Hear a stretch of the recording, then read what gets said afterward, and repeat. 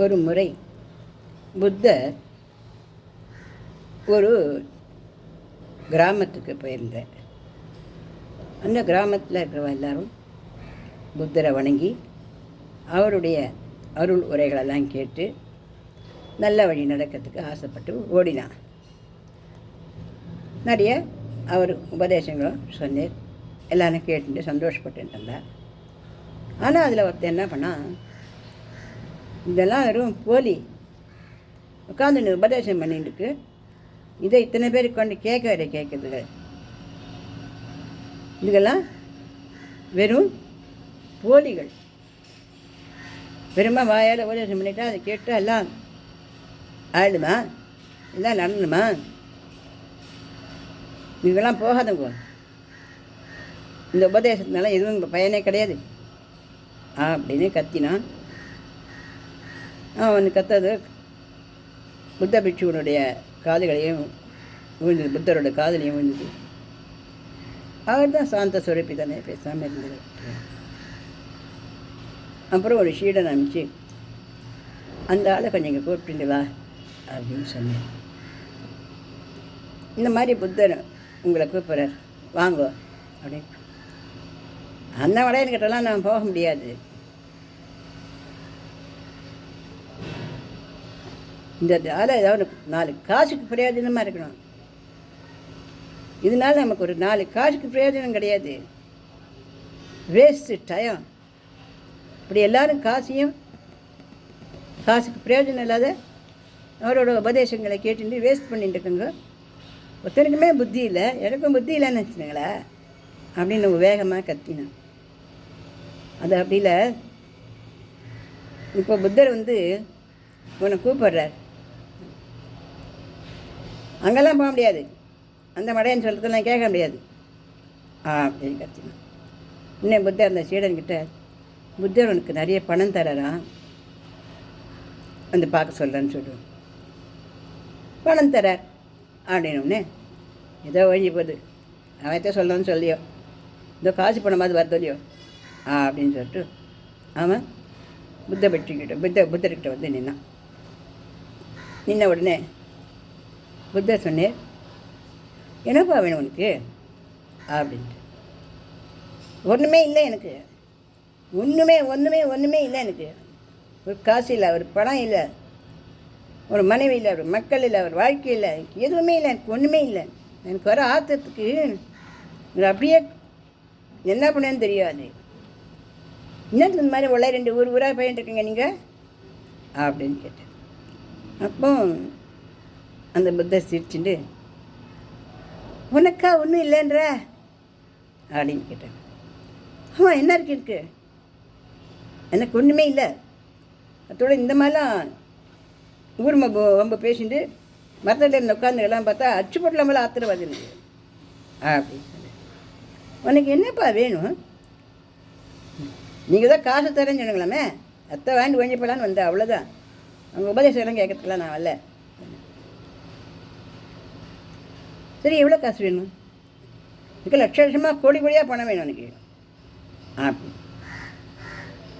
என்கிட்ட அவ்வளோ காசு பணம் இல்லை, ஆனால் எனக்கு தெரிஞ்ச ஒரு பணக்காரர் இருக்கார், அவர் உனக்கு லட்சமாக கோடியாக கொடுப்பார். ஆனால் அதுக்கு நீ ஒன்றே ஒன்று செய்யணும். என்ன செய்யணுமா சொல்லுங்க அப்படின்னு சொன்ன. ஒன்றும் இல்லை, அவருடைய மகன் இளம் வாலிபனாக இருக்கான், அவனுக்கு 2 கண்களுமே தெரியாது. உன்னுடைய 2 கண்களையும் அவளுக்கு கொடுத்துட்டு அதுக்கு பதில் நீ எவ்வளோ கேட்டாலும் அவள் கொடுக்குறேன் அப்படின்னு அனௌன்ஸ் பண்ணியிருக்கா. நீ எவ்வளோ கேட்டாலும் பணத்தை வாங்கிக்குவா அப்படின்னு சொன்ன. என்னது, 2 கண்களை கொடுத்துட்டு கோடி பணம் வாங்கிக்கிட்டேன்? நான் எப்படி பார்க்குறது, நான் எப்படி இந்த உலகத்தில் பழைக்கிறது? கண் இல்லாத என்னால் எப்படி உயிர் வாழ முடியும்? நல்ல கதையாக இருக்கே இது அப்படின்னு. இப்போ தானேப்பா சொன்னேன் அவன்கிட்ட ஒன்றுமே இல்லைன்னு சொல்லி. உங்கள்கிட்ட ஒன்றுமே இல்லையே, இந்த கண்ணு போனால் அவனுக்கு என்ன? உனக்கு ஒன்றுமே பணம் நிறைய வரப்போகுது, அதை வச்சு என்ன மகிழ்ச்சியாக வாழ்ந்து பையன். கோடி வேணால் 2 கோடி கொடுக்க சொல்கிறேன், அவ்வளோதானே, உனக்கு வந்து பணம் தானே இவன் சொன்னான். ஐயோ, எவ்வளோ கோடி கொடுத்தாலும் என் கண்ணெல்லாம் நான் கொடுக்க தயாராக இல்லை. இன்னும் நீங்கள் இடகடமெல்லாம் பேசிட்டு இருக்குங்க. கண்ணை எப்படி என்னால் கொடுக்க முடியும்?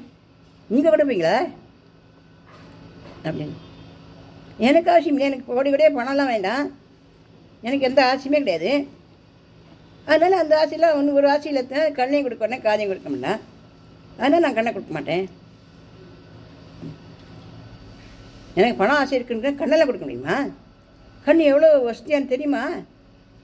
இவ்வளோ படித்த மகான் எல்லாருக்கும் இவ்வளோ உபதேசம் என்ன பண்ணுறங்க. கண் இல்லாத உலகத்தில் எப்படி வாழ முடியும்? ஏதோ பிறப்பிலே கண் இல்லைன்னா அந்த வேதனையோட தொலைக்க வேண்டியதுதான். எனக்கு 2 கண்ணும் என்ன படிச்சுன்னு தெரியுது.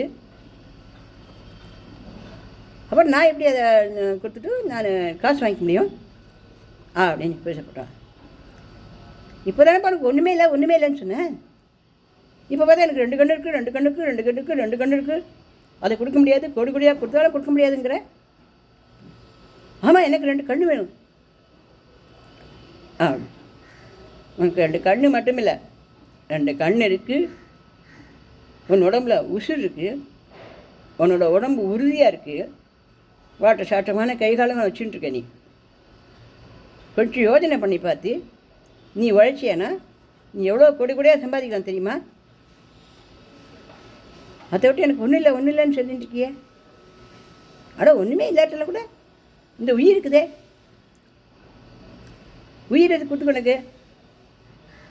நீ வாழ்ந்தவங்க தான் உயிர் கொடுத்தது. அந்த உடல் எது கொடுத்துருக்கு உனக்கு? உழைக்கிறது தான் கொடுத்துருக்குது உனக்கு. அருமையான உயிரும் அருமையான உடல் உனக்கு கொடுத்துருக்குது.